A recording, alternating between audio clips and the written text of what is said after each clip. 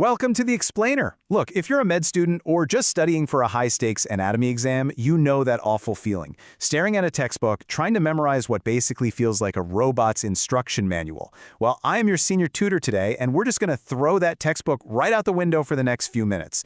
We're looking at a fantastic breakdown from the Med Simplified Hub, and I'm going to help you permanently wire 15-plus core body movements directly into your muscle memory. By the end of this Explainer, you are going to be naming these mechanics in your sleep. Seriously, imagine your professor walked up to you right this second and demanded a demonstration of eversion versus inversion. Could you do it? Without hesitating? Anatomy practicals are high-pressure, high-stakes environments. You don't just need to know the terms, you literally need to feel them. So I have a strict rule for this explainer. You cannot just sit there and watch. I command you to drop your pen, clear some space, and physically perform every single one of these movements with me as we go through. We are building active recall and kinesthetic memory right now. Okay, let's dive right into this. Section 1, Core Basics of Body Motion. We're starting with the foundational mechanical pairs, the basic hinges that absolutely everything else is built upon. Flexion is all about decreasing the angle of a joint.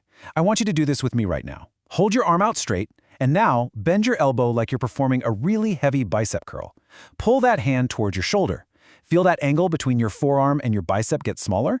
That action right there, that's flexion. You are literally flexing the joint. Lock that kinesthetic cue in. Now, let's do the exact opposite. Take that same arm you just curled up and straighten it completely out. Push your hand away until your arm is locked straight. You've just increased the angle of that joint, returning it to a neutral anatomical position. That is extension. And just like that, you've physically mastered the absolute most critical mechanical pair in the human body. Flexion to bend, extension to straighten. Let's move to our next pair. And honestly, this one trips up a ton of students because the words sound so incredibly similar. Stand up and do a jumping jack for me. When your arms and legs fly out away from your body's midline, that is abduction with a B.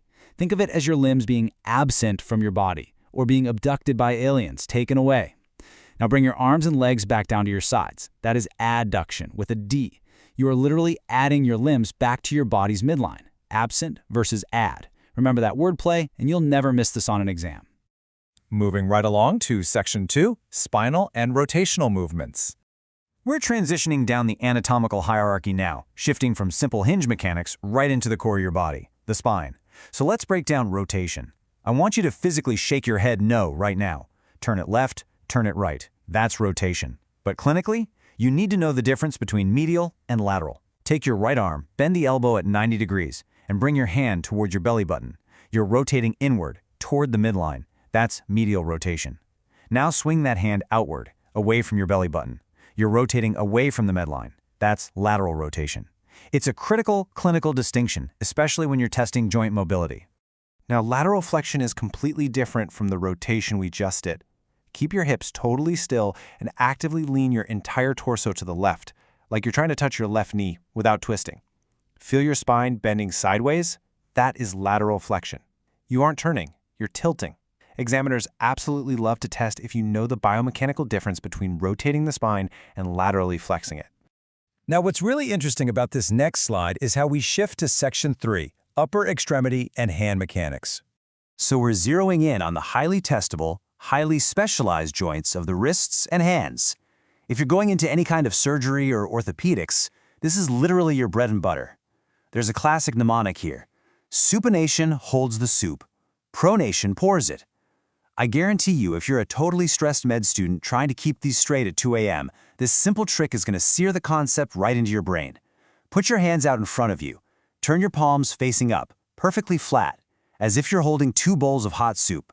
That is supination. Now flip your palms downward to pour that soup all over the floor. That is pronation. Palms up for soup, palms down to pour. It's really that simple. Let's look at the wrist. Hold your hand flat out, palm down.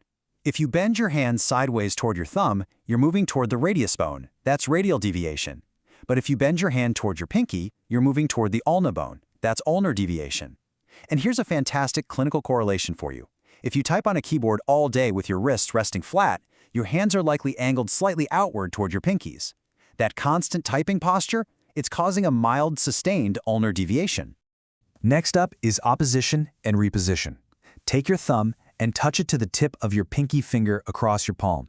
That precise pinching or snapping action, that's opposition. Now open your hand wide again, that's reposition. And what's absolutely fascinating here is the evolutionary detail. Primarily, only humans and some advanced primates can do this fluidly.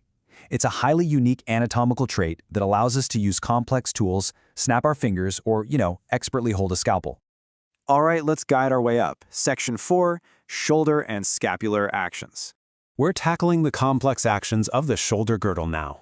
The scapula doesn't just sit there. It floats and glides in these complex multi-directional ways. For protraction and retraction, put your arms out wide and then round your shoulders forward like you're giving a giant redwood tree a massive hug. You're pulling your shoulder blades apart and forward. That's protraction. Now do the exact opposite. Pull your shoulders back, squeeze your shoulder blades together, and stand up with perfectly proud posture. That's retraction. Tree hug is protraction, military posture is retraction. Frankly, this next pair is the absolute easiest one to remember on the entire exam. I want you to shrug your shoulders all the way up to your ears, like you're saying, I don't know. You're elevating your scapula. Elevation. Now forcefully push your shoulders down towards the floor. You're depressing them. Depression. Shrug up, press down. Boom. It does not get easier than that. And this brilliantly illustrates the concept of circumduction. A lot of people think circumduction is a brand new, entirely unique movement. Actually, scratch that, it's not at all. If you swing your arm in a giant windmill circle like a fast bowling throw, you are actually chaining 4 separate movements together in a rapid sequence. You flex forward, you abduct out, you extend back, and you adduct in. It's just a cone-shaped compilation of everything you've already learned. Let's head down to our final zone. Section 5, foot and ankle dynamics. Pay super close attention here because the lower extremities frequently trip up students on practical exams. While sitting, lift your foot and point your toes straight up towards your shin. Listen to the phonetic emphasis, dorsiflex. You're pulling the top or dorsum of the foot up. Now, point your toes hard toward the floor, exactly like a ballerina going on point. The bottom of your foot is the plantar surface, so pointing down is plantar flexion. Toes to the sky is dorsiflexion, ballerina toes is plantar flexion. Now let's look at inversion. If you roll your ankle so the sole of your foot turns inward, facing the other foot, that's inversion. And I want to grab your attention with a clinical mini correlation right here. If you've ever stepped off a curb wrong and sprained your ankle, this is almost always the exact biomechanical movement that causes it. A classic lateral ankle sprain is just an extreme, forceful inversion. Contrasting that is eversion. This is when you push the sole of your foot outward, away from your body's midline. It's a much more constrained movement anatomically, but you'll see it constantly in physical rehab contexts and high-level dance mechanics. Inversion points in, eversion pushes out. So, the crucial point is, Section 6, the final anatomy quiz. Can you recall this under pressure? It's time for a rapid-fire active recall challenge to cement absolutely everything we just went through. I want you to pause this explainer right now. Seriously, don't cheat. Mimic the high-stakes flashcard environment of your exam. Read the physical cues, perform the motion, and name the anatomical term. Go! All right, let's see how you did. Shoulder shrugging up? That's elevation. Rolling the sole of your foot inward like an ankle sprain? That's inversion. Pinching your thumb to your finger? Opposition. Swinging your arm in a giant windmill circle? Circumduction. Hey, if you manage to get even 3 out of 4 of those right without hesitation, I promise you, you are going to entirely crush your anatomy exam. You've got that muscle memory locked in. I want to leave you with one final thought today. Now that you intimately understand the precise mechanics of flexion, extension, inversion, and all the rest, which of these 15+ specific movements do you think is most vulnerable to injury during your average everyday routine? Start looking at the biomechanics of the real world around you, not just the textbook. Keep flexing those mental muscles, and I'll catch you on the next explainer.